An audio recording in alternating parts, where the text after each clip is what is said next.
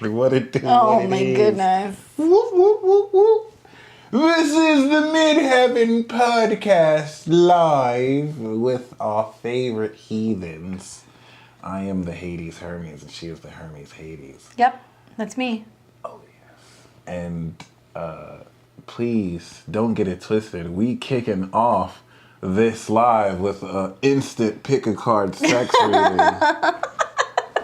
It's been given accurate, so I'm very grateful. We do have the Lovers and the World card that this sponsors. So this is romantic or really purely sexual unions in that both of you complete each other in a way or compatible. You have oppositions in the chart or you are very complementary. And this is going to help bring both of you completion into the next level through this union. Oh my gosh, what a synchronicity.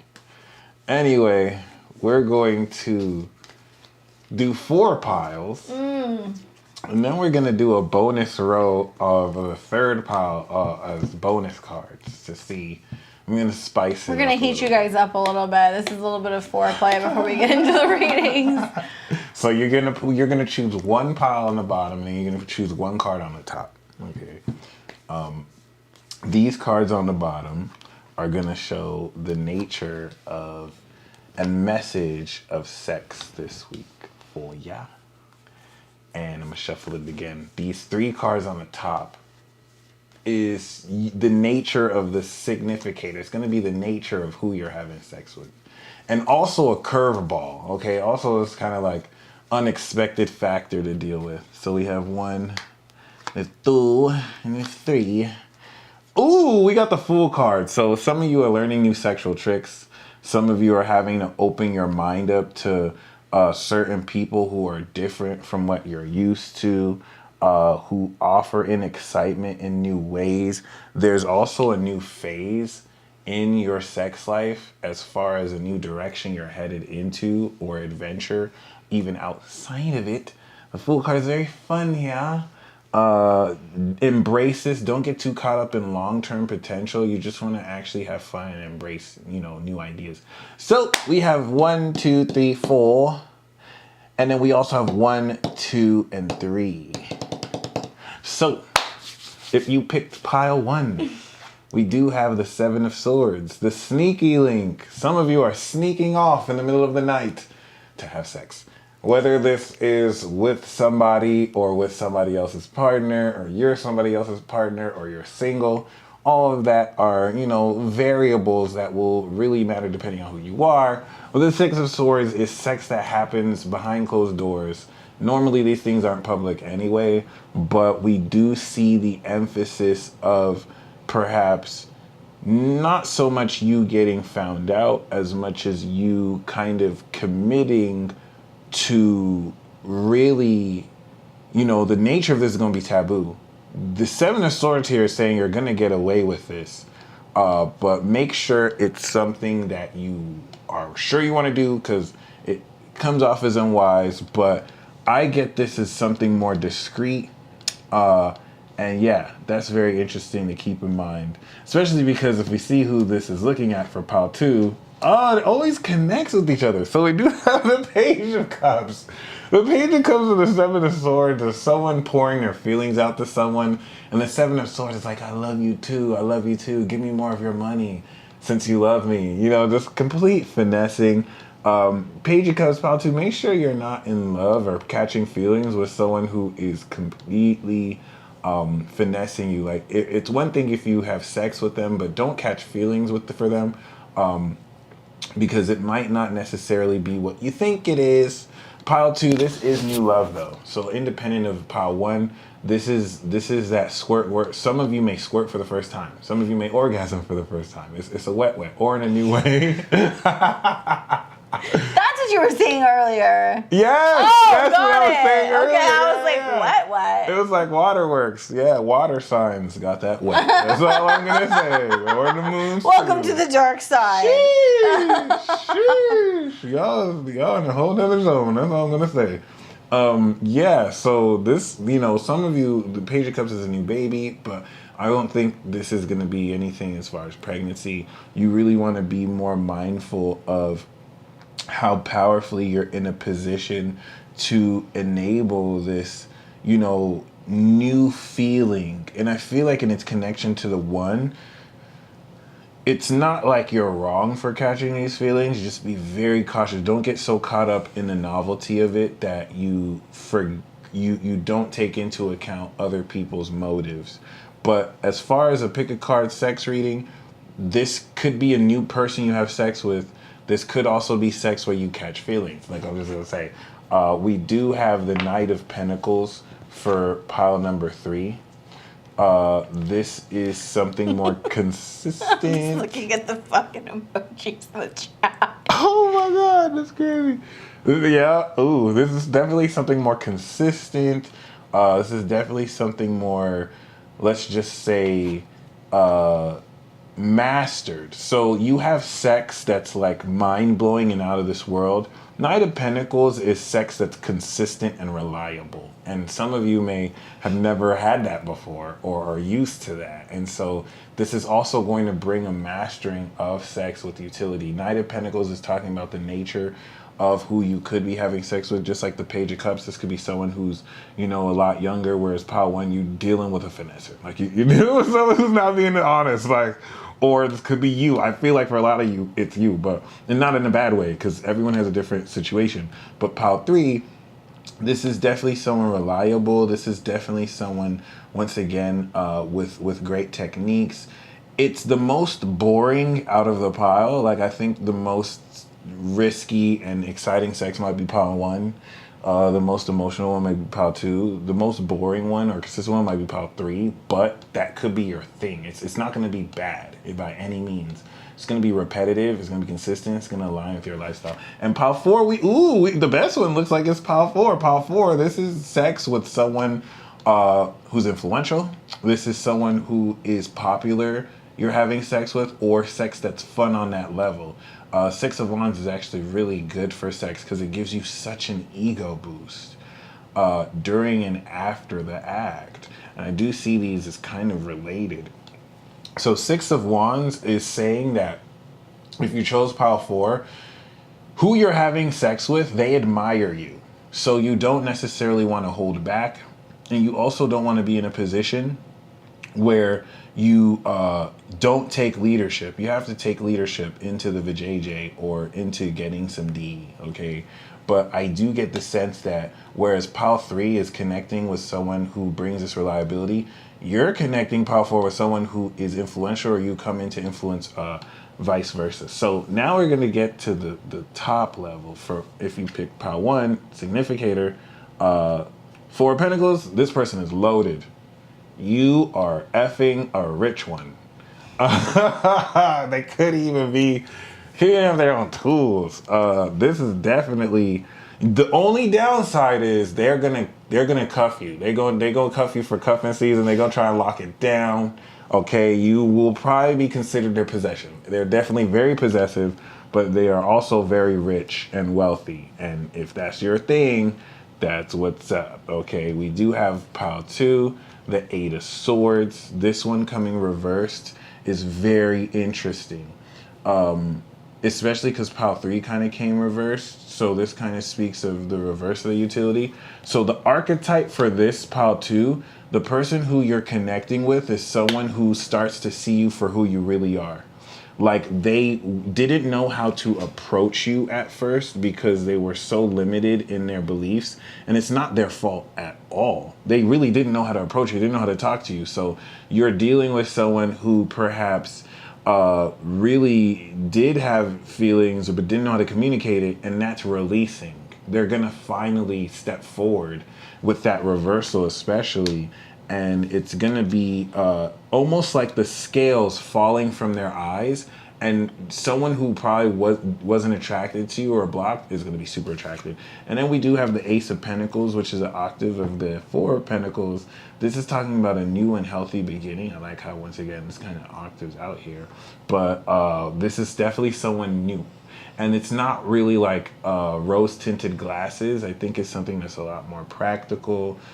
This could even be filmed, who knows? But yeah, I think it's kind of an octave of the Four of Pentacles, whereas the Four of Pentacles is someone who's very wealthy. This is someone who offers you something as an incentive, or really just that makes this pretty cool. So yeah, embrace the Fool card, y'all. That was a very interesting spread compared to what we got last time. Last time was pretty epic. Oh yeah. Those of you guys who are joining us, welcome. This is the Midheaven Live. We shoot this every other week in between when we're shooting our episodes. We're just glad to be here. The internet was out, so we were filming the last 2 hours, and we were like, is there going to be internet? So we didn't know if we were going to go live. Yeah. So we're here. We made it. We were doing tarot and astrology readings. Big thank you to all of our members. If you're level 1, 2, or 3, just want to say thank you. If you are level 3 and you want to cash in on your reading for the month, please do. And let us know if you'd like to get a reading. Otherwise, you'll see a QR code somewhere over here. You can scan that. You're going to be able to scan that, and it's going to allow you to send a donation to our PayPal. All donations for readings go back to production. So we, are able to spend the time, the energy, the money funding this. We've done this for almost 2 years now. So this is almost our second year of doing this podcast in the new year. And we're coming up to almost 100 seasons. 100 episodes. Season 2, 100 episodes. And it's all possible because of you guys support the channel. You come to the lives. You make donations. So all of you guys, thank you so much. Big thank you also to RO Consulting Services. Pretty cool donation. You donated $100 and you said, peace, this is $100 for a bottle of Macallan 12-year double cask single malt Scotch whiskey for the Midheaven cast and the tech guy. Mike, you don't get a chaser. Enjoy. Oh my God. Remember who was saying, hook me up with those threads? That's her. Oh, yeah. Well, she's out in Hawaii. Shout out to you. You're amazing. Thank you so much. We will pick up a bottle and we will enjoy it on a future episode. No chaser. Okay. No chaser. Bet. All right, Scotch whiskey. I'll drink that. That's what's up. I'm not a big Scotch person, but I can be raw and burgundy for an episode. I got a bottle of Dewar's, and I decided to walk the path of Scotch. So I you walk the path of Scotch. When Mars squares Neptune, you just... No wonder! You just march to the beat of your own liquor. Yeah, might as well. I'm wondering why I'm picking up drinking now. That's shit. What's up, Tarot Destroyer? Thank you for joining us. These bloodlusting witches need to be chased back into their holes. My hole's pretty nice. Nah, that's crazy. By hole, I mean hole in the ground. I didn't mean holes. Just gotta throw that out there. Yo, see, Scorpio Which just having effortlessly. For the right price, you can have all 3 of them. Thanks, Micah. She says, can you let me know if I got my payment? Yes, we got you. We got it one time. Yeah, Tarot Destroyer is really on it tonight, man. Usually you take about 10 minutes to show up and crash the party. So I just want to say thank you for subscribing. May the Dark Lord be with you. Woo. Okay, there we go. Halloween is coming. Halloween is coming. Mars retrograde is coming. It's fucking terrifying. I can't think of anything scarier than Mars retrograde in Gemini. 56 missed calls. Fuck.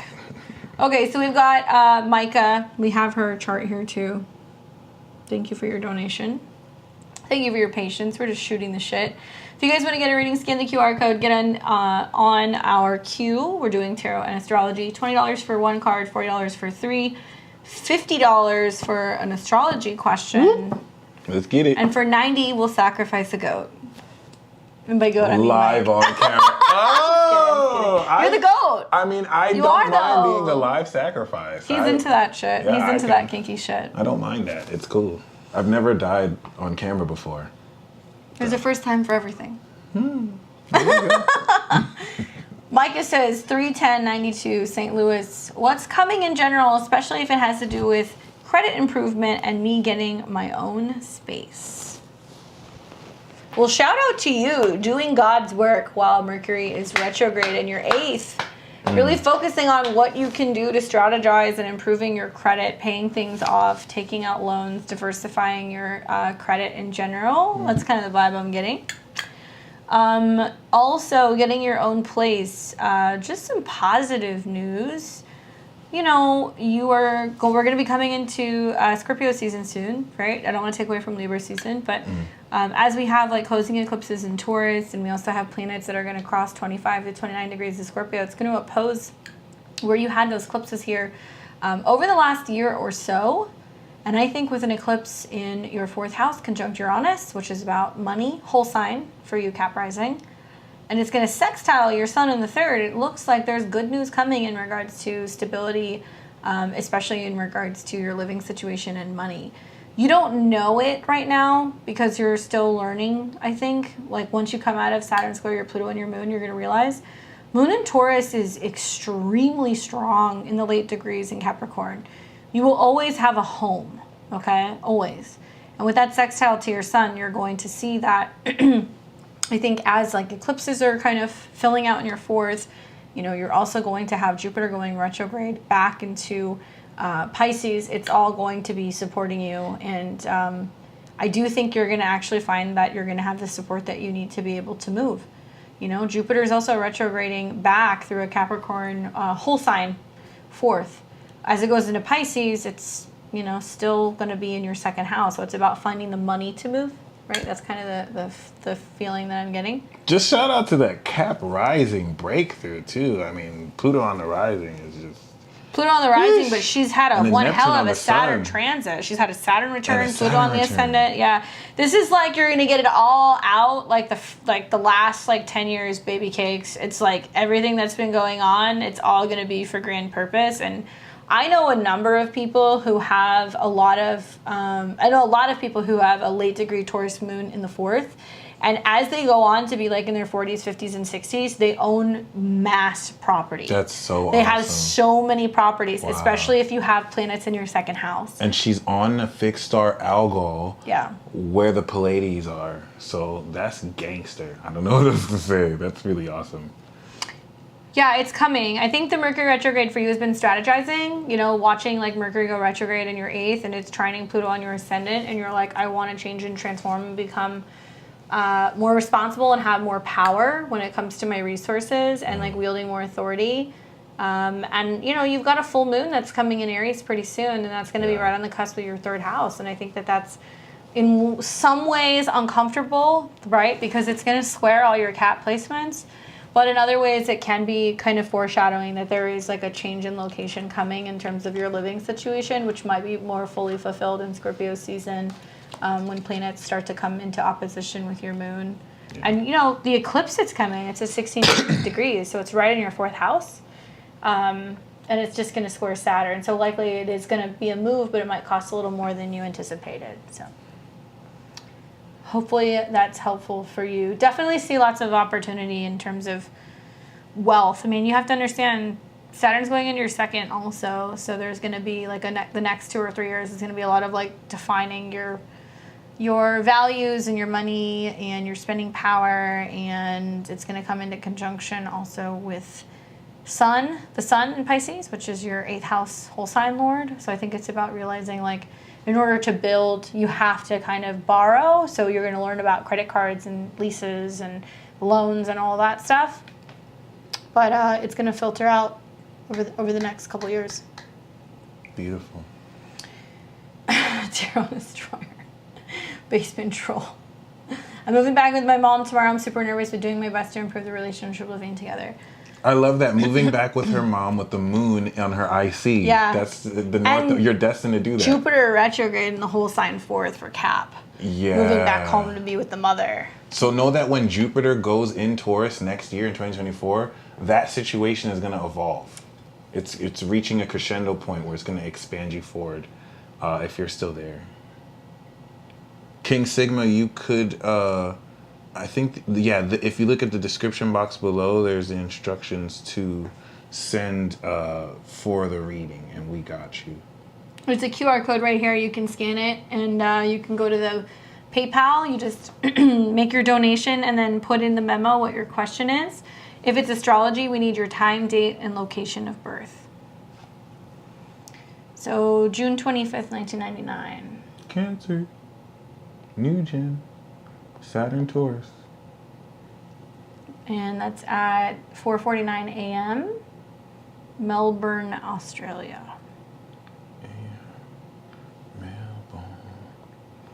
What up, fam? Just after general Libra season guidance, relationship, money, whatever comes to mind. We got you, Matthew. Thank you for your donation. And cool. Yeah, you got it. And then make it Placidus. And we've got Jeffrey that is on deck, so you're going to be next. Let me enter Jeffrey's right now. Yeah, we got you. We're doing yours right now. I'm assuming Mateo is Matthew. Oh, Jeffrey got the tarot. My bad. That's okay. So what was that, Matthew? Matthew. Okay, Mm-hmm. Boom. Okay, so questions in regards to Libra season, relationships, and money.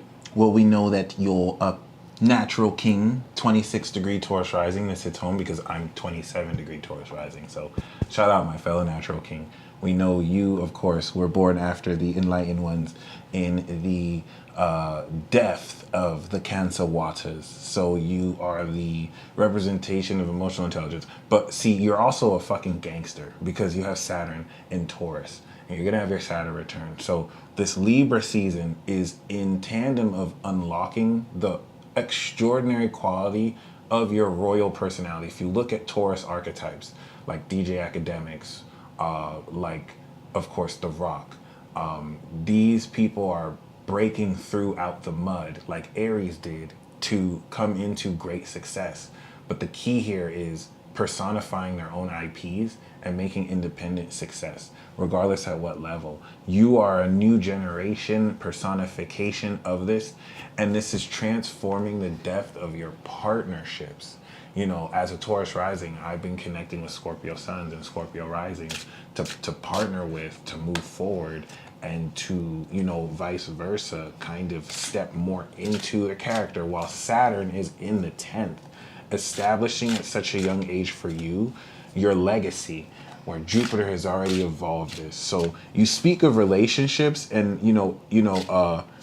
it's interesting too because you say, that's a different person. It's interesting too because I know people with the Scorpio Tauruses who are getting married or divorced. So you're getting prepared for a significant relationship post-November.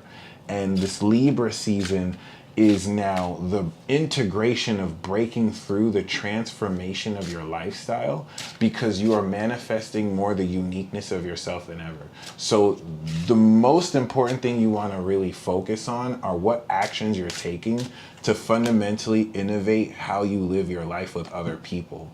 We know that Jupiter is in your 12th house, and the Jupiter in the 12th house transit is going to be coming into next year a period of release. You're going to change your spiritual beliefs around who you are and what you do. So you have to surrender. You're not really going to know what's happening. When it happened to me, I didn't know I was going to become the peace dealer.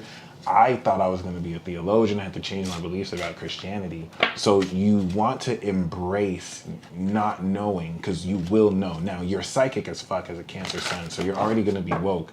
But I just want to emphasize, because you're new gen and you have like Uranus and Neptune in Aquarius, the Pluto that's going to awaken this in Aquarius for you is going to break you through so much in the hyper actualization of utilizing extra dimensional, intuitive, claircognizant capabilities and just talking to people outright. And there's a responsibility with this, with Saturn that's strengthening this, because it's kind of like, uploading a new program, and now you have applicable superpowers that change the way you relate with people.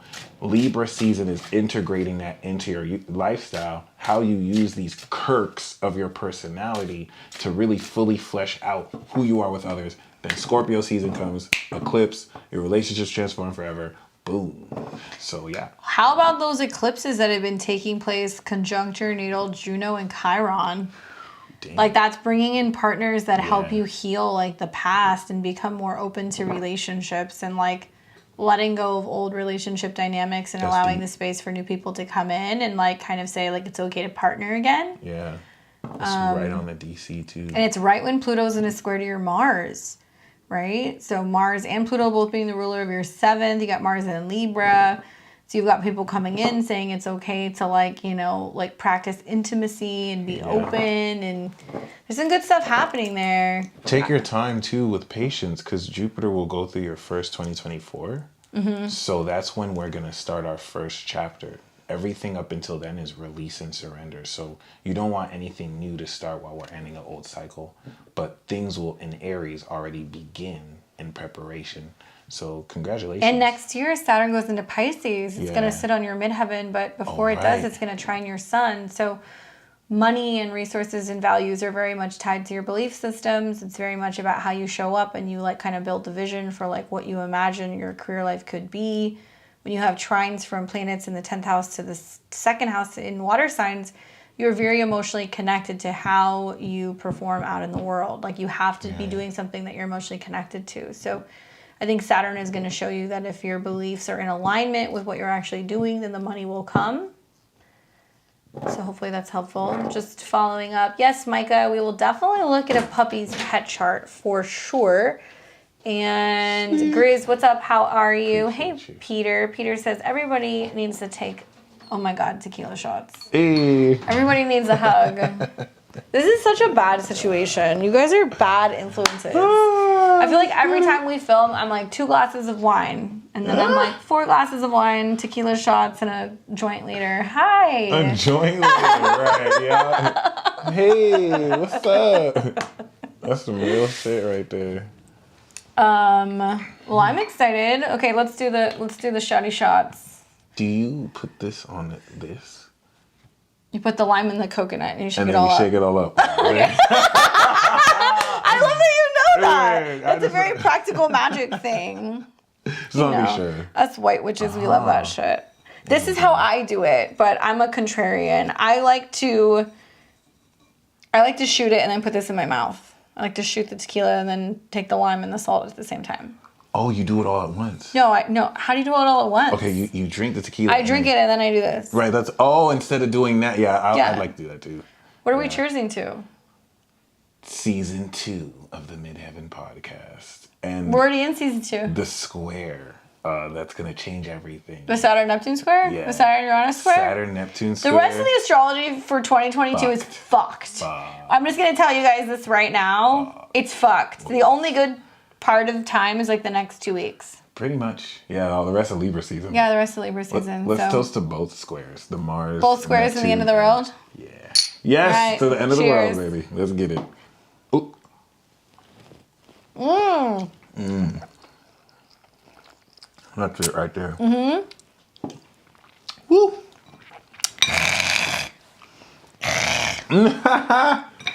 Oh, Woof. snap. Well, that was fun. That was good. Thank you to Oz, nice our to see. producer, for being a bad influence. Word. We're getting fucked up on a Wednesday. mouse. What are you guys doing? Hey. Yeah, this is our life now. Yes. This is what we did with the pandemic. Fuck you.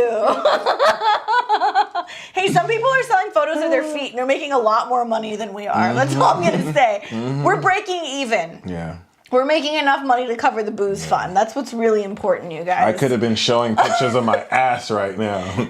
Okay. I don't have to do this. This is for you.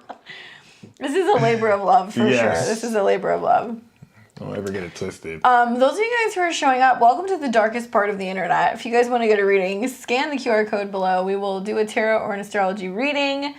What's up, Danny? Hey, Kirsten, Rochelle, Moon Baby. When is the live episode meetup? Let's do June of 2023. Where are we going to do it? We'll get a venue. We should probably have a club by then. We'll see. What he means by club is we'll have the cult. The official. cult. Yes. We'll officially be That's a a cult. tax-free Cult. religion. Religion. My bad. Right? We're going to be a religion. Ooh. The cult of Hermes and Hades. Oh my god. So we have, let's see, somebody else popped in here.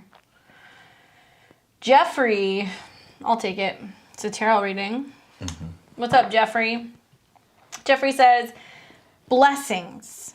Things have been popping financially. What's good with love? It's been quite a journey detaching from past, optimistic. A new connection has been brewing at work, which is surreal, being that I work in the oil and gas industry in Texas. Gay connections are super rare. Sounds in like that middling. World. Yeah, they're very conservative. Insights. Word. Grizz logic. Oh, good looks. You'd be surprised, though. We got it. What's up, Kavia? Hey, Morgan. We can do a single card donation. I heard the payout there is 20. Amazing. Yeah, we can. For what?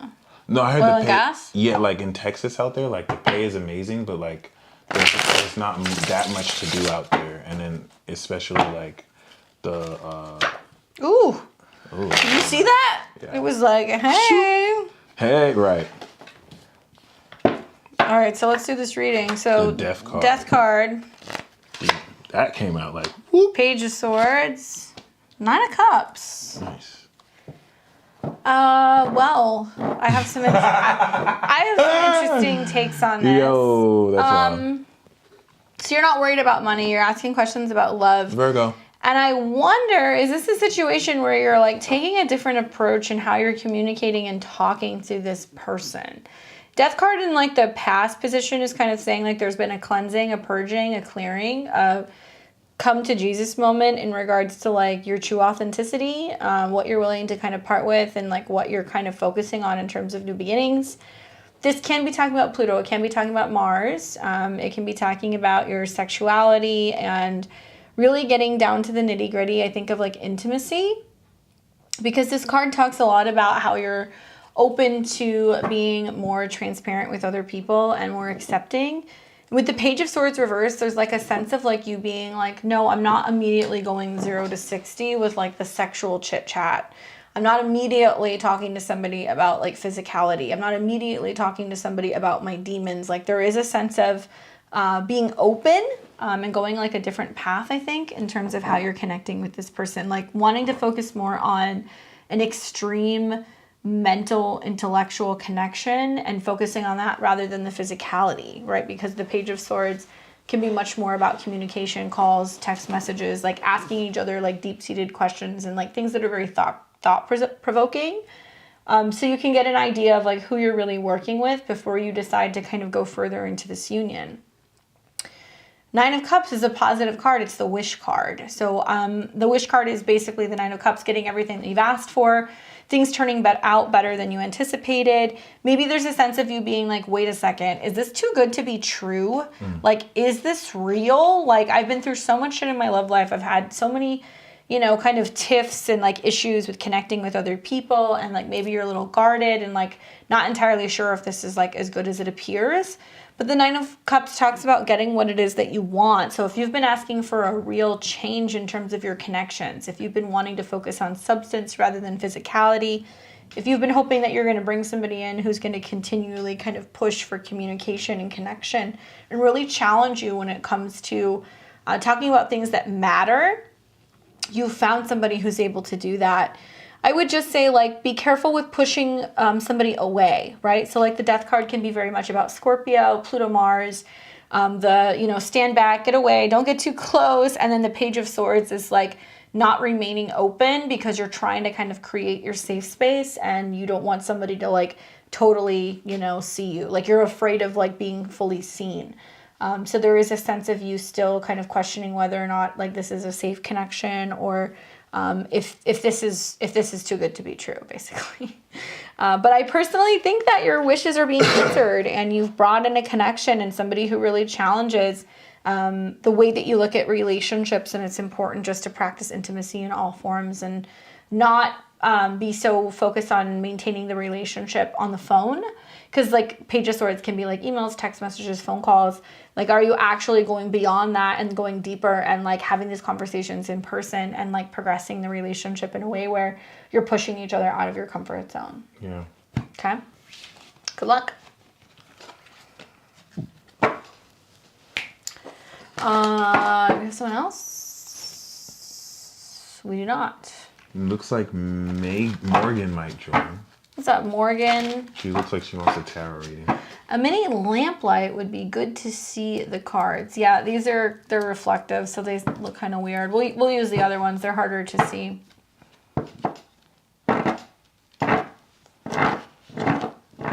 Fellman is here live.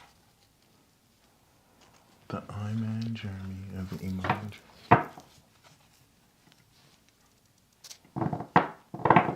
I would like to do a live. I think a live meeting people in person would be cool. Yeah, I agree.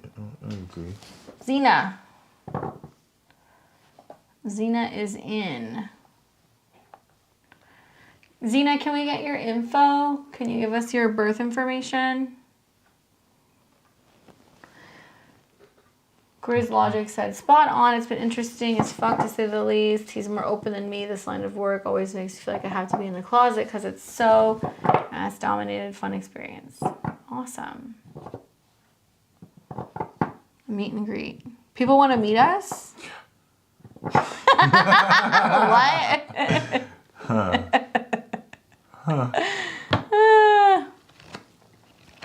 I don't have her info on hand. I think I might have it in my client records. Let's see if she sends it.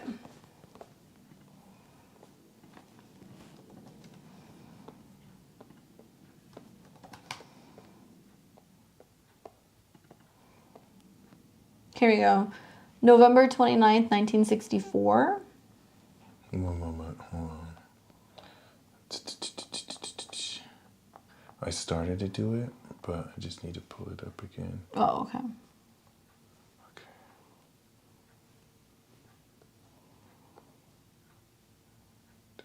There we go. November what? November 29th, 64. For Xena? Mm-hmm. 2964. Oh, nice. 1:14 p.m. Oh, wow. And it's Calgary, Canada.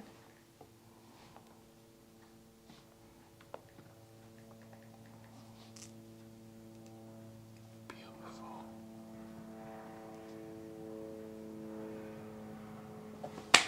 Cool. Whew. What is your question, Xena? Let us know. Looks like we had a couple other people pop in. We've got Megan. We got you next. Oh, and Coltrane. Okay. So, so far we know Xena is an ascended goddess with the ascended master rising. It's nice to see Juno transiting your rising. You're an instrument of healing. You got the 29-degree Saturn in Aquarius. Jesus Christ. That is ridiculous. So you're like a hidden secret gangster. No one will ever know you have all that knowledge. That is wild. So this is literally going to be the Saturn return of a lifetime. I can say that confidently. She's been going back and forth between Canada and Mexico. Where are you, Xena? Wow. Jupiter is, her Uranus is over Jupiter. She has the North Node over the Jupiter. I love that you're a Sagittarius on the South Node. So you're definitely a truther who Mars is going to activate more of your destiny now that you're finishing and completing your Saturn return. Almost as if you're gaining so much context for all the knowledge you've had the authority of holding space for and safeguarding. Such a Pisces rising martyr karma. It's like it's like being the watcher that just has to see everything that happens but can't really intervene. She says the good, the bad, and the ugly until the end of the year. Okay, beautiful. So we know that as a Pisces rising, 6 months from now, the end of the year is going to bring in the end of the world. So you are the personification of the beginning of the end of the world. And you're going to be an omen for things ending, I swear to God. Especially coming after Saturn that's going to go over your rising. Jupiter has already kicked off your brand new 12-year cycle. She's going to UK next year. This so is she's beautiful. Another country. Right. So Jupiter in your second chapter going into Aries, that's going to expand your wealth, is going to facilitate a brand new launch of your brand. Saturn going through your first is just like it takes a business 2.5 years to go out the ground. It takes Saturn 2.5 years to develop your brand in the first house. So this, right? And then after you start to get money because it goes to the second house. So this is you structuring everything you've evolved about the belief in yourself. Neptune has been transcending so much of your identity because you're an ascended being with Sag. So you're able to see and understand the divine nature of how magically, as a public figure who your legacy is to be seen, the next 6 months coming out of Libra season is transforming the boundaries that fulfill the eclipse chapter of manifesting skill sets that innovate your lifestyle. Uranus in Taurus with the nodes is 6th house to your Sag sun. So you're aware of this and how you're manifesting a new innovative life. But as a Pisces rising, these are skill sets. These are practical skill sets in hyper manifestation that basically pimp your lifestyle out. Hence, you know, the travel with Jupiter, that's going to have you innovate learning and teaching protocol. And I love that you have Neptune in Scorpio. Neptune in Scorpio is so terrifying to me. My mom has that. She always knows when I'm lying. Of course, her mom knows when the sun is lying, but like she'll have a dream and just like she's talked to me about stuff that I did in a dream. And she tried to make it sound like she didn't know her dream was on point, just as a way to be like, I know what you're doing. And that's terrifying. Like, that's that Scorpio stuff. And as a Sagittarius, 12th house to your sun, Neptune is like expanding more of how you personify the transcendent quality of your intuition. So, her chart is being lit up like a Christmas tree. Seriously. You've got eclipses that are going to be conjunct your natal Jupiter. You've got an eclipse that's going to be conjunct your natal Venus. You have got a Mercury retrograde through your 7th right now. Uranus and a Mars retrograde that's going on back and forth over your North Node. So to me, it seems like relationships are changing. You're willing to go your own way. You're taking space. You're okay being more on your own. Reimagining where you could travel, where you could be living. And you're going to be going back and forth trying to determine where is the best place for me to live. Yeah. And it's also going to unfold into like new relationships and partners that are coming into your life. Like, girl, go and look at those eclipses. They're both in aspect to your natal Jupiter and your Venus.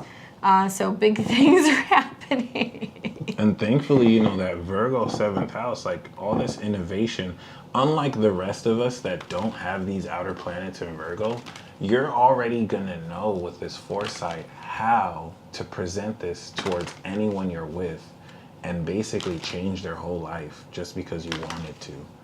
I am so curious. Did you meet somebody? Are you going back and forth with a person in another city? Are you just getting out of something and then making a decision that you're going to go to another city in hopes that you're going to meet another person? Because relationships and where you're living are so up in the air right now. It's fucking wild. That's so interesting. Yeah. I also like that you got the Queen Goddess Juno in your sun sign, and now she's transiting your rising. So you're becoming more of this royalty ruler, which is awesome. What's up, Echoist? Hey, Steve. Nice to see you. We've got somebody else in the queue. Oh, sorry, that's my horoscopes. We've got, who is this? Coltrane. Who got a reading for tarot, so 3 cards. January 31st, 93. Anything in career or love I should be aware of this Libra season? Let's take a look. Those of you guys who are just joining us, if you want to get a reading, you can scan the QR code. You can get on the list. Megan, you're on deck. You're next. So this is going to be for Coltrane. What you need to be aware of. Love, money.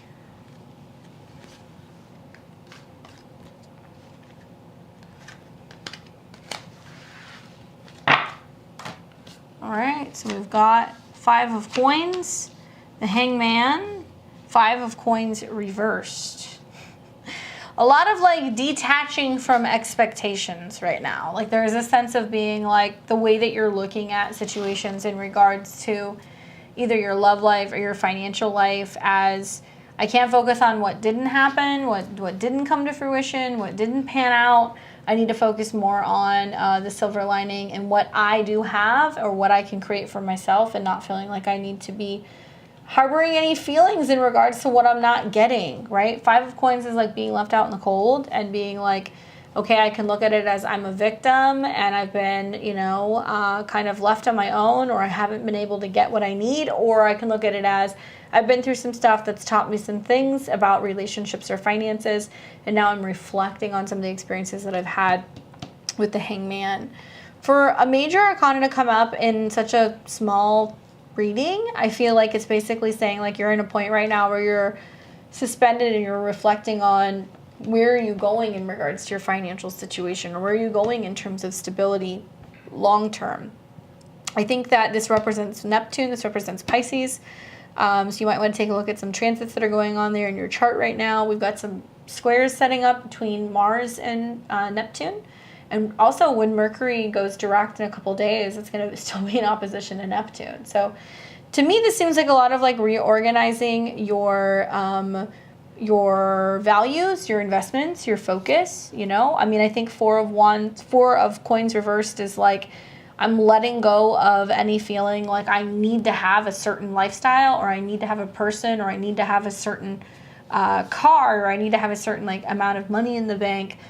You're really asking yourself to reflect on like what you've learned and how it can teach you about that in the future. Like money doesn't necessarily determine value or success. It's more going to be about what you've been willing to give and how that energy can kind of come back to you. So putting stuff out there, helping other people, staying open, and like having hope or the ability to manifest, like bringing in new opportunities that are going to help you feel connected. This is very like universal. The Hangman is kind of like what goes around comes around sometimes.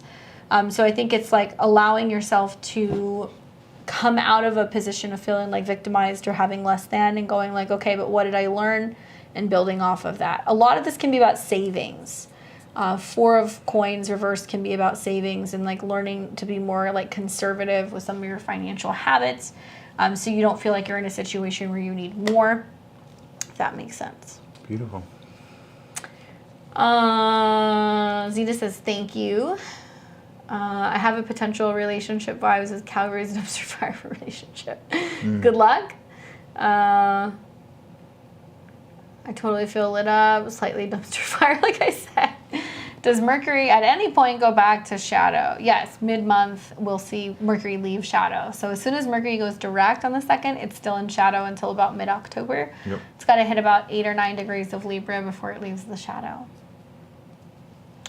Hopefully that's helpful for you. We had another person, yeah? Yeah, she's in Aries, if you don't mind taking her. Megan? Yep. What does Megan say? I guess she doesn't have a question. Let's see. Do you have a question, Megan? Let us know.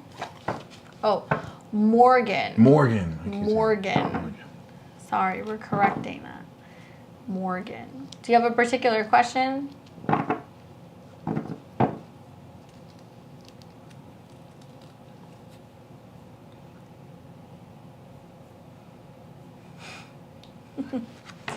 Let's see. I was waiting for it. I'm like, she's going to be like, Morgan! In all fairness, it looks like Megan on your PayPal. We're looking at your PayPal. Yeah. Oh, it actually says Megan. M-E-G-H, yeah. Yeah. Megan Caramonte. Okay. No wonder. We're sounding it out. We apologize.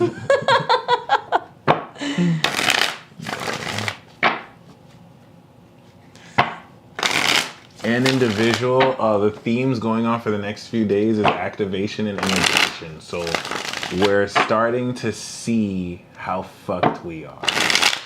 And we're going to see what we can do about it. But it's also breaking you through personally into new abilities. So I hope you enjoy. Yeah, what is the current theme right now? I know that... Moon in Scorpio, Moon in Sage.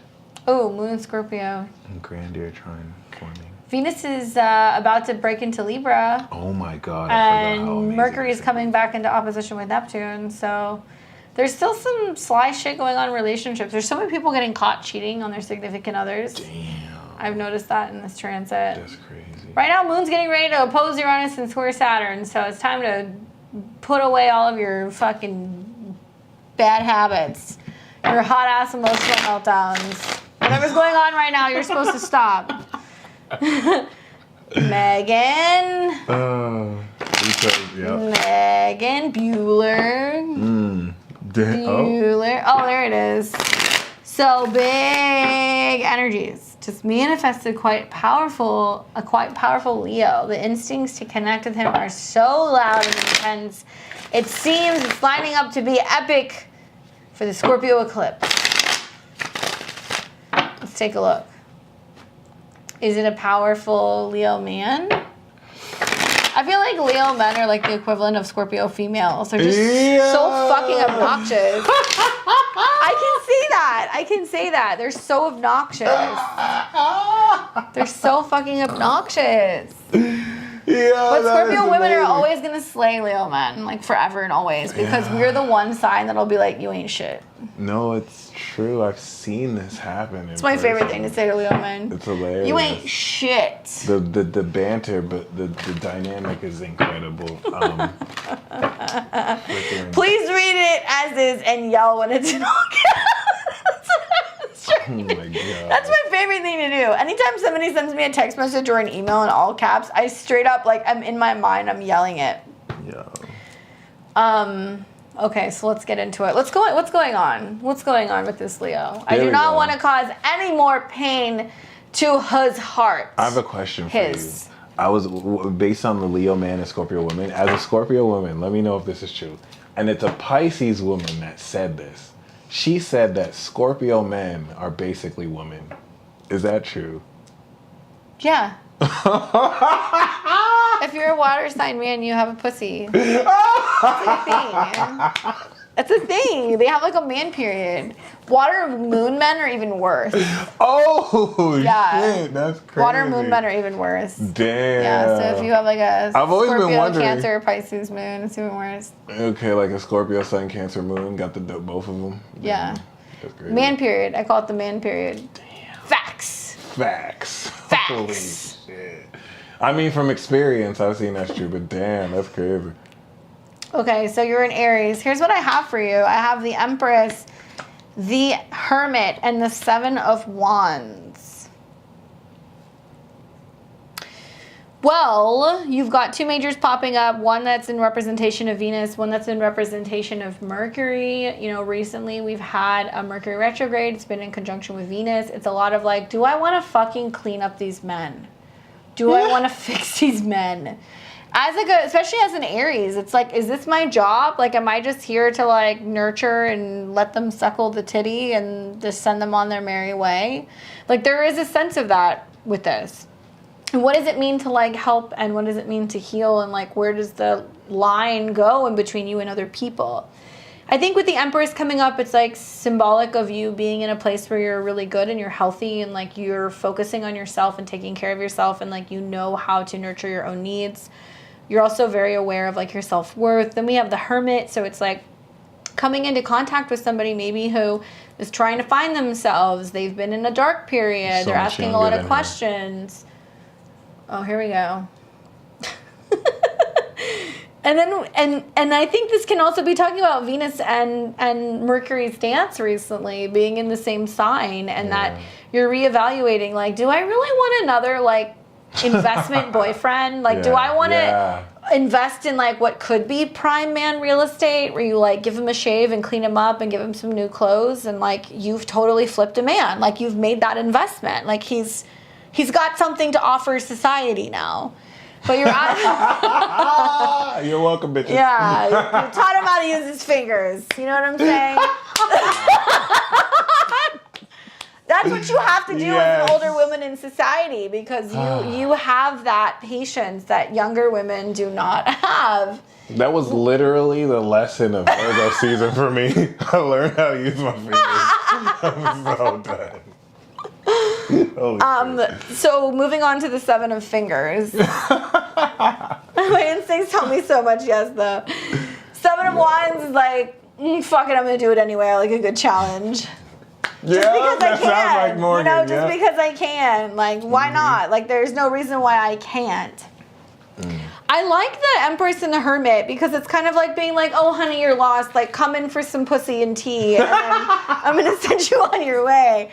You've stayed here too long. You can't sleep on my couch. Nope. Type of shit, That's like chop, chop, get to it. Like, there is a sense of you wanting to take this on because you feel like it could be fun, but also because you can handle it. But we know that eventually the Empress is going to basically tell the Hermit, like, go on with your process. Like, this is the Fool, actually, who's traded his little hapsack for, a staff and a lantern, and he's become self-aware, and he's been able to kind of reflect and, like, learn a lot about himself. So just know that this might be a temporary thing. This may not be something that stays forever, and it may be a good time, but, like, be careful about what you're trying to prove in the process of this, because in the end, I think that you're still going to feel like you need to choose yourself. You know what I'm saying? Like, you're going to be like, okay, it's been fun, but you can't sleep on my couch, even though the best dick does sleep on couches.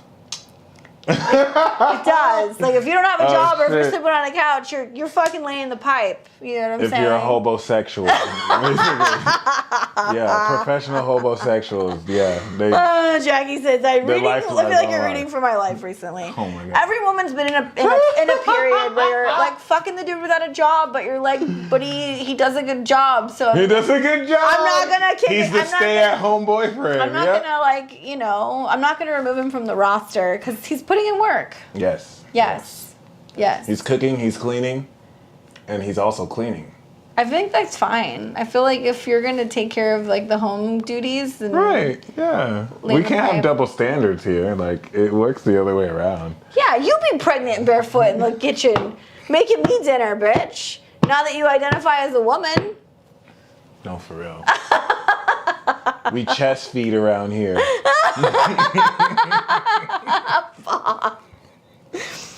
Coming to you live on Mike's OnlyFans, chest feeding. Chest feeding and tarot reading. Oh, yes. Shit. Let's get it. That's so bad. Oh my God. That's so bad. Well, on that note, we're going to end on that note. Right there. Yeah. I just don't want there to be pain. There's no pain. You know what the move is for there not to be any pain? You have to deliver the first blow. If you're the first one to do it, then you're protecting yourself in the process. That's a Scorpio tip to you. You got to sting first. Or be stung. I'm about my true, beautiful power, higher self being. I love that. That's like literally what you would put on the Empress card. It's true. That's it, yeah. Word. Shit. Can you guys tell we've been here very long? Yeah. We've been here way too long. Oh, yeah. Longer than expected. Said as I'm holding a sharp knife. Yeah. Queen of Swords, what's up? Spam. It would have been spam. Oh my God. Mostly just don't want there to be pain for him! He's gonna be fine. Stop worrying about him. He don't matter. He got a Saturn operation. He's growing up. Make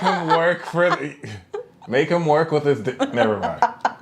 Make him drop it off like it's FedEx. Wait, how do you know it's a Saturn opposition? Because he's a Leo. Oh, okay. That's way younger Fuck than him. her. Yeah. She's in his 90s. She's in 87. So have him drop the D off like it's FedEx and make him work for it. That's it. And you're giving him character arc and you're building his character, okay? I'm like watching these Saturn oppositions and I like cackle. Like I'm watching it take out all the Leos. Dude. Rest in peace, Coolio. Seriously, rest in peace, Coolio. We just found out Coolio died in my kitchen. So random. He's now in a gangster's paradise. You know what? I literally asked yesterday, is there heaven for a gangster? So I guess this is actually confirmed. Rest in peace. Obviously he likes pain. No, come on. It's all about healing here. I'm just being sassy, sorry. Well, before we wrap, is there anybody else that wants to get a reading? Let us know. You can get in the queue before we leave. We'll give you last call. Oh, create Hair. We got you. Hello to you both. My question is, I feel a shift coming. Do you guys see it? Advice. Can we get your natal chart details? Can you give us your details? Unless you wanted a tarot reading. Snatch his soul, then retrieve him. Problem solved. Balance. Till death. Yeah, Coolio's dead. You heard it here first.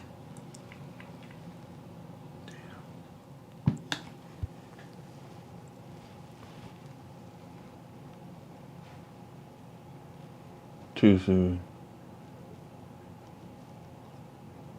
Balance. That's so funny. Let us know. Create. Otherwise, we'll give you a tarot reading. But if you have your birth information, let us know.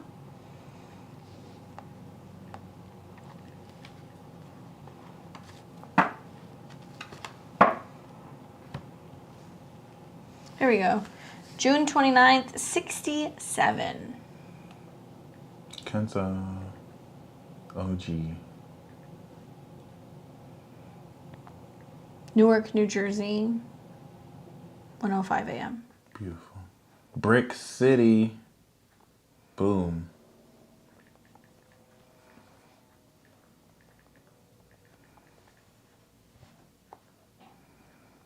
You got a Detective Pikachu. Oh my God. Yeah, we'll do a composite question. We'll do it for 65 if you have a question about synastry or a composite chart.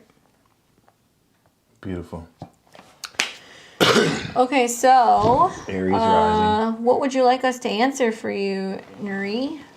Create hair. I'm gonna say in advance right now. I feel a shift coming. Do you guys see it? Yep. Okay, the shift is literally, so when I had my first reading from David Palmer, the Leo King, before he was a Leo King, it was when Jupiter was about to transit my first house, and he told me a shift was coming, and that it was destiny and adventure and evolution.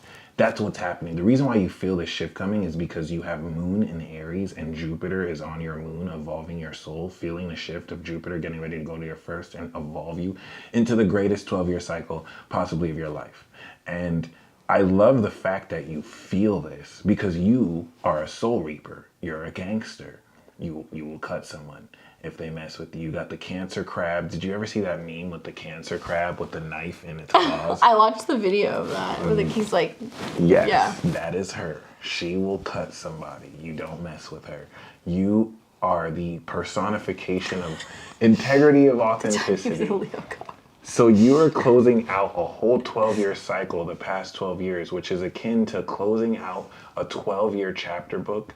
And that's the shift you're feeling. You're getting ready to step into a brand new chapter. As a Cancer sun, a brand new book. Okay, not a chapter, a brand new book. As a Cancer sun, create hair. I love that. Aries, which is the hair. You are the personification of your career and legacy. Even though your MC is in Capricorn, you are the personification of the career success as a Cancer sun and the assertive discipline that breaks you through the glass ceiling.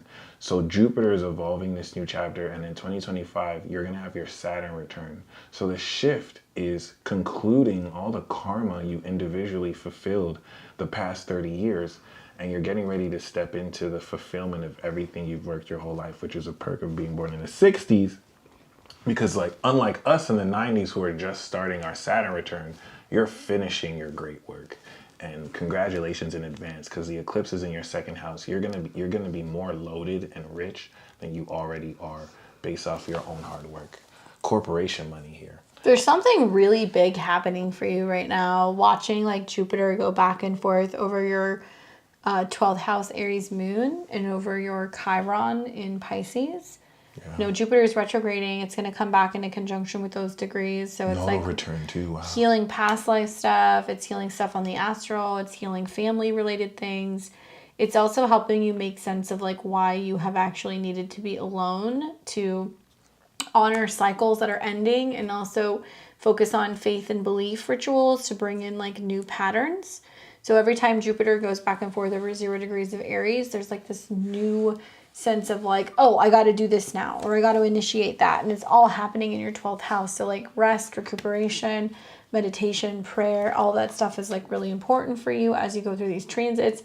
Jupiter is only going to be conjunct these placements until the end of the year. And so it's helping you kind of heal things, but also helping you become more conscious and aware of like divine guidance. Healing like mother wound issues, feminine issues, issues relating to your family, anything of that nature. Before Jupiter crosses your ascendant in the new year and it's sending you off to new places, or you're going to be teaching about what you have learned working through some of this stuff, which can be painful, right, behind the scenes. But it's helping you grow in terms of your sensitivity, your psychic ability, your ability to help heal other people. This is happening in astral sense, so like astral projection, anything in regards to dream stuff, hypnosis, past life regression. That's where this stuff is coming up.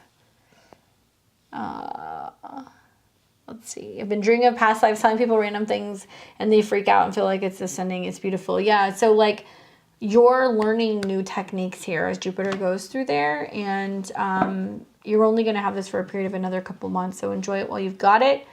And maybe you're tapping into like past life stuff because 12th house is what's unfinished business.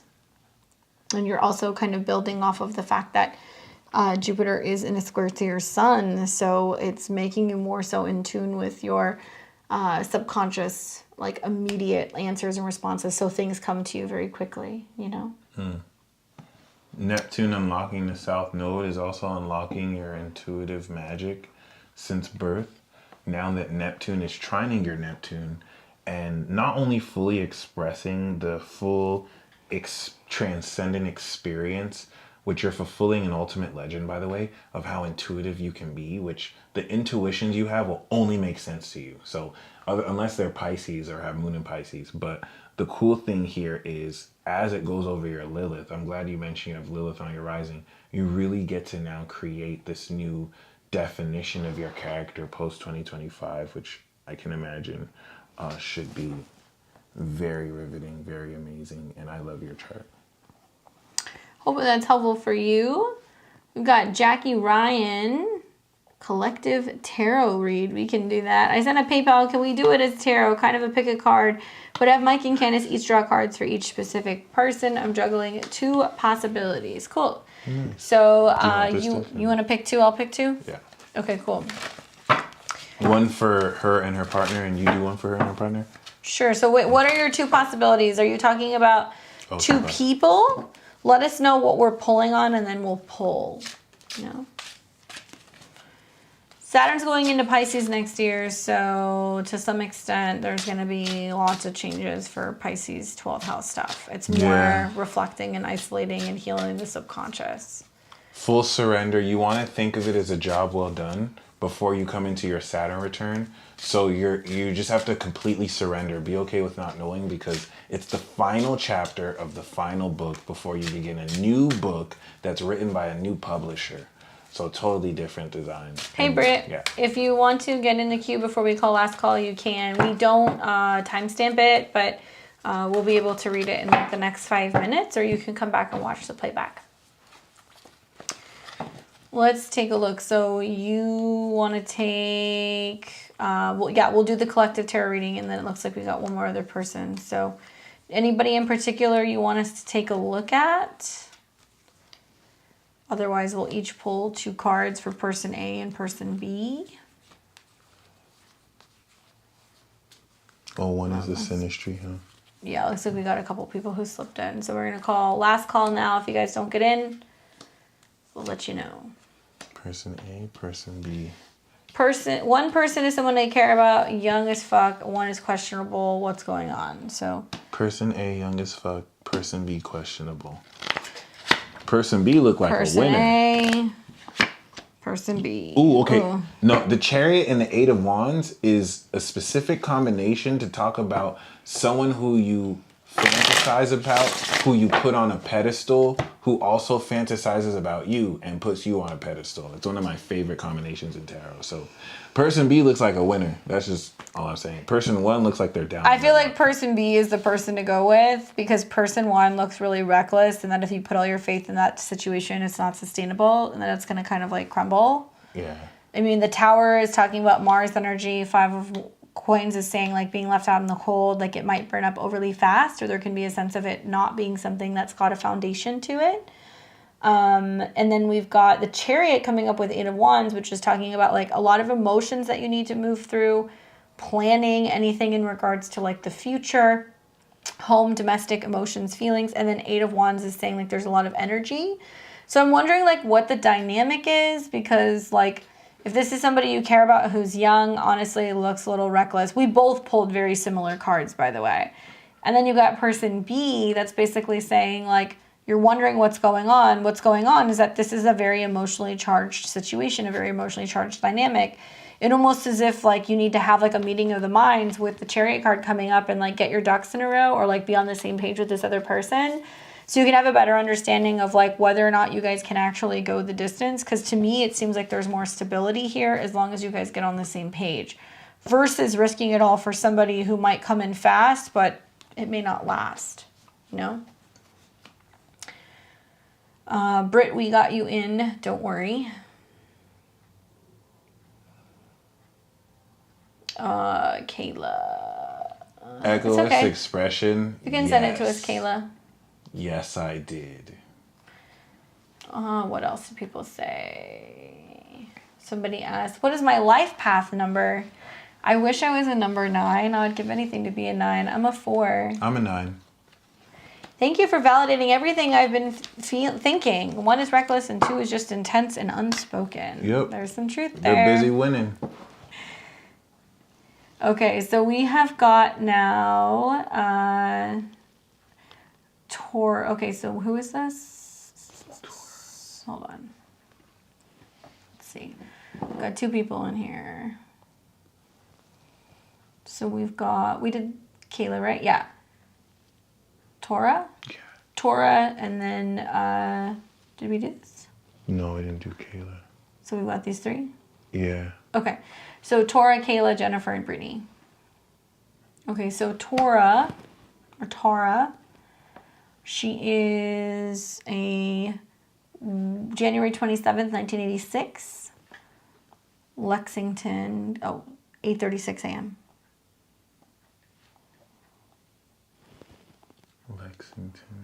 Lexington, Kentucky.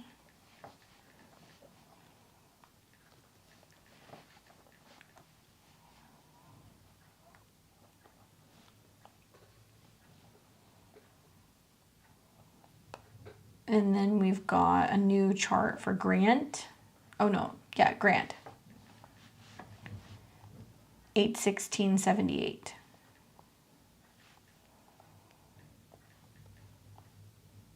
And that was at 8:20 a.m. And that's in Grants Pass, Oregon. Can I get the other birthdays so we can put them in? Yeah.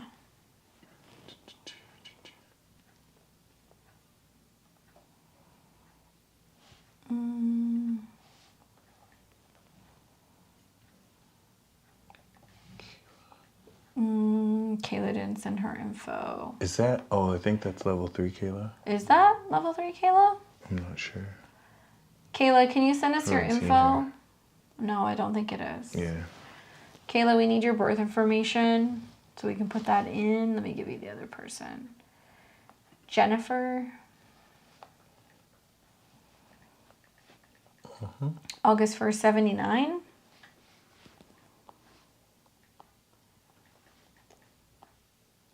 (3:15 p.m.) And that's Blue Island, Illinois.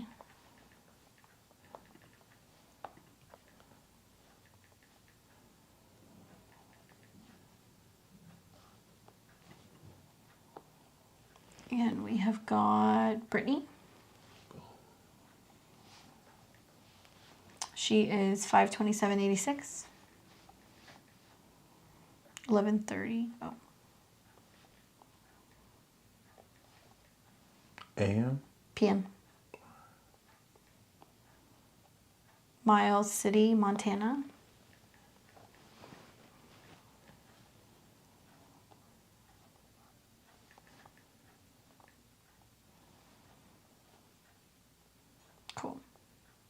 All right. So we got everybody in now. Except Kayla. Oh. Yeah, so Kayla, 7/20/2002.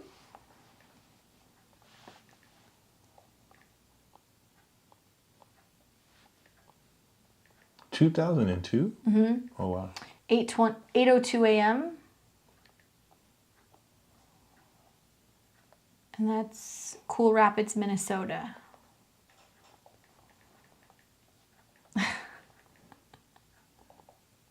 Thanks, guys.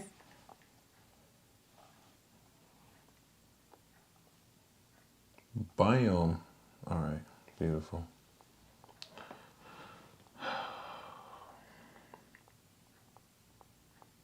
You're a 9? I didn't know you were a 9. Yeah. I think like 36.9. Okay, cool. So let's go ahead and look at who we got. So we can start with Torah. That's Torah. And Grant. And Grant. Composite or synastry? Do composite. Okay. Composite in now or just composite? Now. Yeah. What do you see in the relationship? Scorpio. Ooh, Scorpio sun and Scorpio moon, which is cool. Oh, no, is that the transit? That's a transit. Yeah, it's composite. Yeah. You guys are in Uranus in opposition to your sun in the 6th house. Eclipse. The eclipse is unlocking us. That's why you're here. Well, you're going to have an eclipse that's going to be in opposition to your guys' composite sun. And the sun rules the 9th house of philosophy and beliefs or travel. And it's going to square Saturn in the 3rd house. So just something to be mindful of is that as this eclipse comes in around the 8th of November, there's going to be challenges revolving around like communicating with one another. Your chart is ruled by Jupiter, so really we want to focus most on Jupiter transits. You're going to have your Jupiter return next year. You had an eclipse conjunct your guys' composite Jupiter in the 5th. I'm wondering if there's been a sense of like focusing on romance. You're also talking about what you create together. But you're also in your composite, you know, Pluto square Pluto. And you're in, you know, Jupiter and Neptune square Neptune. There's a lot of room for miscommunications right now. You're going to see later in the year as Mars goes retrograde through your relationship house, and it's going to oppose your natal Neptune. It's going to square Neptune. It's a lot of like, where are we going? Where are we living? Like, what's the purpose of this relationship? Like, what is this? The positive, because there is positive, is that if you can get through it, there can be a sense of more togetherness that's taking place next year as you have your Jupiter return later mid-year going into the fall. But yeah, you got Mars retrograde in your 7th house for the next couple months in opposition to Neptune, and where there can be passive aggressiveness or not connecting or kind of having like misplaced like agitation or aggression. And right now it seems like there's a lot of emphasis on career and like where you guys are focusing on your goals and what you're doing out in the world, and it can be impacting your ability to come together and get along. And when you start having eclipses on your composite sun and also activations on your Chiron, it's like where you guys sometimes benefit focusing on yourself, taking care of things that you guys need to work out or you need to heal before you come together. It can be challenging when you have composite planets in the 12th house. You got a few of them, you know, your Scorpio sun, Scorpio moon. So the eclipses that are taking place right now are very personal to you. And it's a lot of like, are we working out our stuff individually so that way we can come together in a healthy way? You know, something like that. What do you think? That eclipse opposition is just it's super unconventional. And it's all preparing for the Saturn completion too. So I think that Pluto square is going to break through a lot of the difficulty, and everything post 2023 will kind of go towards what you were saying, like to balance it. Can be challenging when you have, like I said, planets in like the 12th or the 6th house. So the fact that you guys have quite a few placements in Scorpio in opposition to Chiron is there's a need to like really work through your guys' issues independently to better kind of come together. That North Node is in the 7th house, ruled by the moon. And this is a relationship that might be really hard to just be friends. It might be a relationship that is really difficult to find like a common middle ground in terms of your goals. But That's because you have so many planets that are in Libra that's actually technically coming into a square with your nodes. So there is a sense of needing to find fairness and balance. And if you're kind of going back and forth, like, okay, can we be friends and take space? Like, it's going to be hard to do that, you know, just with some of the transits that you've got going on. Communicate. So many planets going through Libra, trining your guys' 7th and your 3rd house. It's really important for you guys to get everything out in the open before you get to eclipse season, so you can determine whether or not you guys can really go the distance with this relationship. Hopefully that is helpful. We've got Kayla. The 2002. Yeah.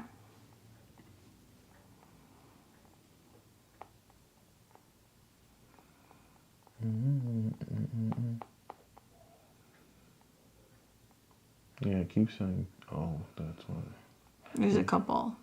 Wait, who else is on there? Oh, there we go. There we go. Oh yeah.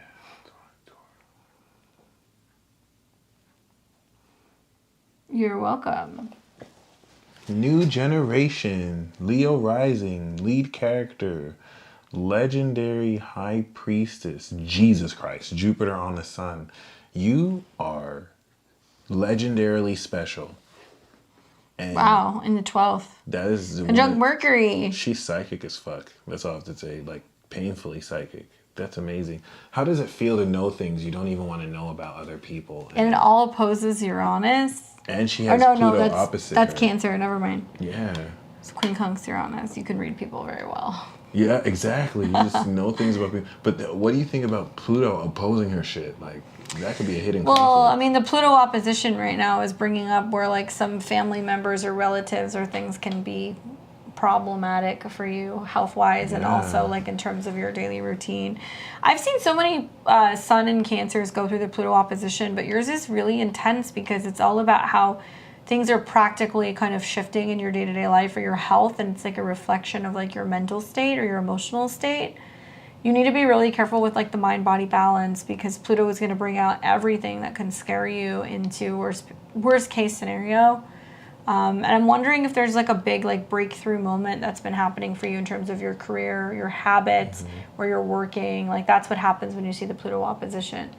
It's painful, but it's temporary. Especially as you Moon know? Pluto, like, it's opening up pain tolerance, and you are a vessel of Hades, and you have the king of the gods on your sun. I can't emphasize, like Kanye West said, I told you I thought it was, I'm a god. You're like a high priestess goddess.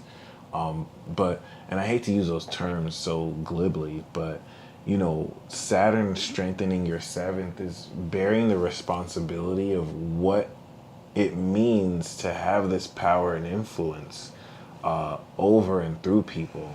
And it's going to be very painful and stressful, because when people hurt you, you still can't hurt them back. You have to, and I'm not saying this philosophically, it's like Pluto doesn't play. So, like, you really can't fuck it up, because, like, you won't get the slap on the wrist, but people who fuck with you will get their karma instantly, which is a perk. You've also got an eclipse that's going to be on your midheaven in November on the 8th. It's like right conjunct your midheaven. Pluto will come out of Capricorn in the spring, and, like, after the eclipse we have in April, like, actually you're going to start feeling like things ease up a little bit. But the nodes are going to move into Libra and Aries, and they're going to start squaring your sun, and it's putting the pressure on you to finally come out with your talent and be sharing your vision and your ability to be able to kind of help and heal other people with the world. So just keep in mind, even though the Pluto transits are pretty much over in the new year, then the eclipses are pushing you to really kind of step into the next phase and making some bigger changes in terms of your career. Sun Pluto, and by extension Moon Pluto in astrology, is the ability to perform psychic surgeries. So your lunar return is happening when your grandpa is having surgery, and you're going to be intuitively linked to that and to him. So you can send support directly. You are going to do that. But Sending him good vibes in the midst of surgery.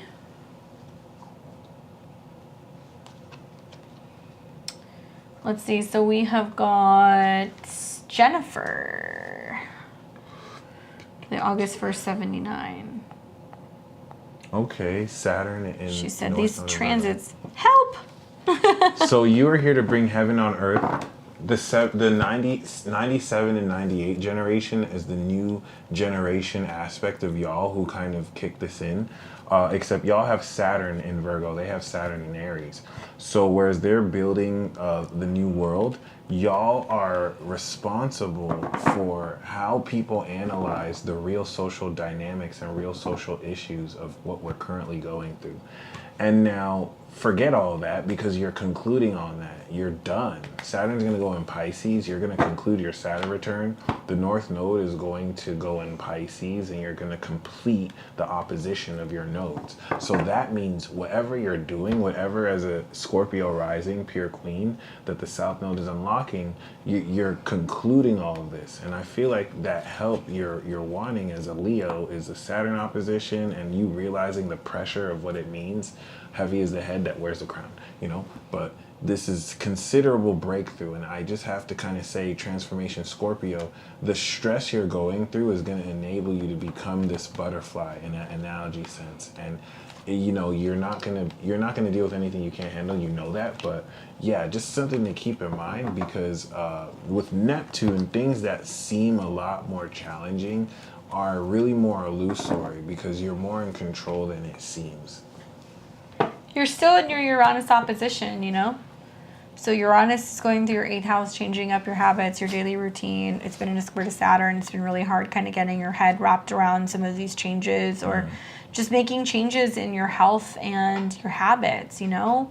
For somebody who's got so much Scorpio moon, Uranus, ascendant, this has been bringing up the theme of the fact that you hide some of your emotions, you hide some of your feelings. There is a sense of you having security and kind of taking a step back and not like sharing everything that you're thinking or feeling with other people. Super emotionally kind of checked in and very psychic. What's going on also is like Uranus is coming back into an opposition with your moon and it's getting ready to move into your 7th. Is it's prompting you to think more about intimacy, connection, psychological connection, joint resources. And then here come these eclipses in Taurus. Here comes Uranus for your 7th house over the next like 2 years. Here comes Jupiter for your 7th house. Yeah. You're coming into new relationships. You're coming into new unions. You're going to find people who are going to be like, hey, show up, get it going. Like, what are we doing together? Yeah. What are we building?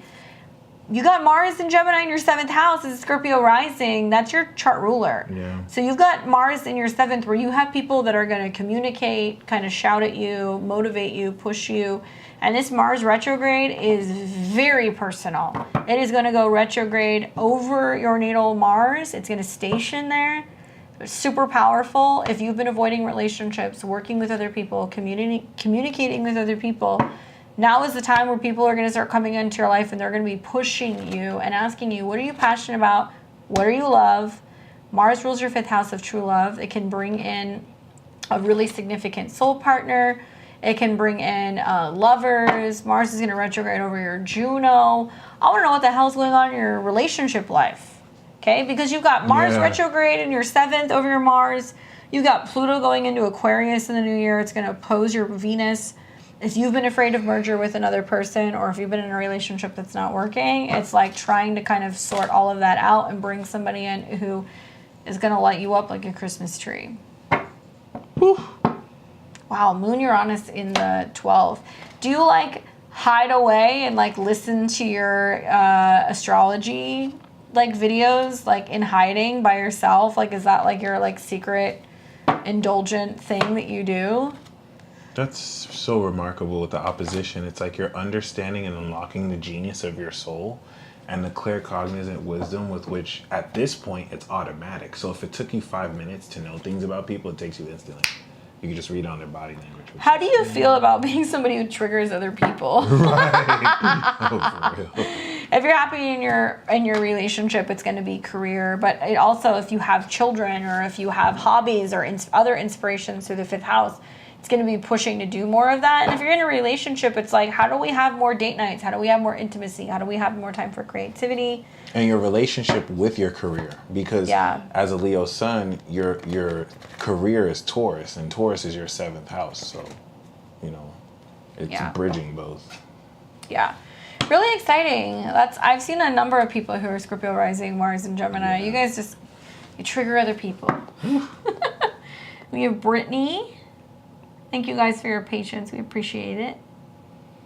The 52786. Gemini. Will I get married or meet someone soon? Okay, well, you are Holy a Gemini. Mars sun. retrograde.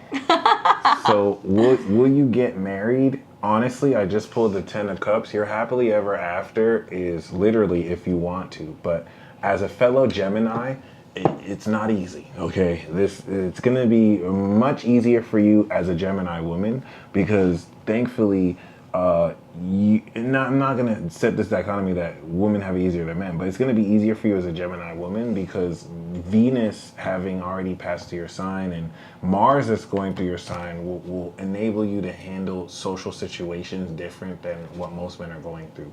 But also, you being sought after as a Capricorn rising, Pluto is basically awakening you. And being born in 86 gives you the Saturn in Sagittarius aspect. So, as a Gemini sun, in the 5th, 6th house with Lilith and Mercury and Chiron, the question really is what's opening up for you as far as potential, because you can get with someone right now, but do you want to stay with that person? Are these people up on your level? So after Jupiter goes into Aries post 2023, being with a partner is not going to necessarily be as hard to establish versus everything leading up to there, which is breaking out of fog and construction in your house. Imagine bringing someone to your home where Saturn and Jupiter is ready to go through and there's construction going through there. You can still have a relationship, but after the construction, it'll be so much more easy and free-flowing. So what you need to know is that you are going to be in a relationship. It's just clearing all this stuff before then. As far as when to meet people, there's really no one time. They're entry points. Now, 2 months from now, 2 weeks from now. I think the issue really more so is what boundaries are you drawing for the quality of who you want to come in. And that's what's being established now that we're going through Libra season out of your 8th house from Leo. You were born with Moon square Pluto too, so Moon rules your 7th house. So there's a sense of you knowing when relationships have had their time that's up, when it's time to kind of move on, especially because you have also the Moon technically by 7 degrees square the node. So there is a sense of knowing when you've learned your lesson and it's on to the next and when you need to kind of go your own way. Thankfully, you have Mars conjunct the Moon, so you know when to leave the relationship, leave the party, leave town, when to get out of Dodge. In recent years, with Saturn conjunct your Moon, Uranus square your Moon, you've been kind of getting hit all over the place. When you see a positive aspect to your Moon, when you start seeing Jupiter come back into Aries, I think in the spring, and it's sextiling your Moon, that'll open up relationships. You also want to watch for when there are eclipses squaring your Moon. I mean, you've got one. You've got one that's going to be the end of October at 2 degrees of Scorpio, squaring your Moon. So it's going to be very close to your Pluto, asking you, what's the bigger purpose of relationships? What are you learning from relationships? Where do you want to go in terms of relationships? And how can they be a teacher for you about yourself? Might be a little intense with an eclipse conjunct your Pluto square the Moon, but it's trying to get you to think more about where things are going. I would look for more positive transits to your Moon. So we're looking at over the next couple of years, Pluto coming in conjunction with your Moon, totally changing and transforming the way that you look at relationships and them being powerful, not just in a sense of romantic relationships, but professional. We're also going to see that we're going to have, what else is going on? Jupiter will sextile. Uranus isn't Jupiter really will go doing in her anything. sign too. Yeah, so that's pretty much the biggest thing. I mean, I would say look at lunar eclipses. Lunar eclipses are also going to be affecting your 7th house. And I'm not sure your annual perfection off the top of my head, but annual perfections associated with your 5th house and also your 7th house are going to be big. So 30, 42, that kind of stuff. But until you have a really significant outer transit to your Moon, you're not going to see much happening. And because Moon is conjunct Mars square the nodes, you go through several periods of like being in the relationship, fighting for it, and then being like, I got to get out. Because there's a lot of change there because you become a new person with each relationship that you have with Mars and the Moon on the ascendant. It makes you realize through a period of like trial and error with different people, like what I want, what I'm passionate about, what I need, and like where there's friction, you know, where that can be like a sign that it's actually not necessarily a good move. It depends on if you've been married before, you know, your first marriage is associated with your 7th house. So we could see like, I would say Jupiter sextile could be one. And then eventually when, you know, Saturn is getting into Aries in a couple of years and sextiling, that could be another one. But look at what's happened in all of 2020. You know, Saturn came into conjunction, and then into 2021, it came into conjunction with the Moon. Did you realize that you're better without relationships? Obviously, it's been painful. It's been square Pluto. So you're realizing that it's better to be in relationships that felt fulfilling, or relationships that were going to like actually pan out to allowing you to be more your most authentic self than to just get with anyone. Plus, you're clearly an alien. You can't get with anyone. Like, you are so on point. You got the 6th degree opposition of Saturn to your sun, the 6th degree trine of Sun to the Moon, Mars exactly on the rising. That's weird. Like, that's supernatural to me. And Pluto over your rising and Moon is nothing unlike anyone has gone before. So that's not conducive to really enter a relationship with, which is why I know you're about to enter a relationship, because the universe is weird. So you broke off a long-term relationship in 2020, right? When Saturn, Pluto, and also Jupiter were all hanging out on your ascendant, somewhere between your Mars and your Moon. And you're realizing, in order for me to transform and become who I'm becoming, or be myself, I can't be in this relationship. That was Pluto conjuncture Mars Moon midpoint. That was literally the new 12-year chapter. She was stepping into a new cycle. That's so iconic. So the stage is set for you to kind of like do that. But if there's any delays, just know it's because something better is on the way, and the delays are because you're awakening a new self-concept of yourself, amongst other things. But other than that, thank you guys for tuning in. This is an awesome live stream, as always. Definitely. Thank you guys so much for tuning in for the live stream. Thank you guys for subscribing, sharing, joining our chats, our lives, for commenting on our videos. We've been doing this now for 2 seasons. We're like in the mid-80s. So we're hoping to make it to, less, I guess, episode 100. What am I saying? 100. 100? Yeah, 100. Make sure you guys are staying tuned. Make sure you're subscribed. On Mondays, we're coming out with new content. We've got all kinds of new stuff coming out for you guys. We're going to talk about eclipses. We're going to talk about Mars square Neptune, Uranus, and Saturn square coming back. You can find us here every other Wednesday. We're shooting and we're doing live. So if you want to join our memberships and join level 3, you can get a reading during one of our lives with us. We also have our own personal channel, so you can follow Mike at The Peace Stealer. He's on social media. He's on YouTube. You can find me at Beyond the Veil Tarot and Astrology on YouTube as well as Instagram.